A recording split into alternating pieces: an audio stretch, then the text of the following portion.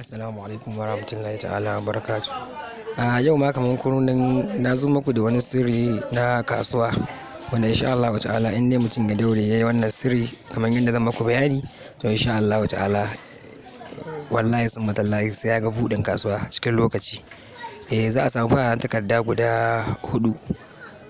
Sai a rubuta wa ra'aytan nasa yadkhuluna fi dinillahi afwaja a cikin kowace takarda guda huɗun. Idan aka gama rubutawa insha Allah ta'ala sai a naɗe su kamar laya haka. Sai a je irin kusurwar inda ke kasuwai sai ka sa guda kowace kusurwa, ma'ana irin cikin in shago ne to kowace kusurwa sai a sa guda. In kuma ba shago bane to ko da ma shagon ne to sai a tona rami nan ƙasa sai a sa su gabaki ɗaya. To duk in mutum zai fita wurin kasuwai sai in ya shiga a cikin shagon sai ya wurdin wannan aya wa ra'aytan nasa yadkhuluna fi dinillahi afwaja sau 64. Bi iznillahi ta'ala zai ga mutane kamar ana turo su. Izinin wannan subscribe.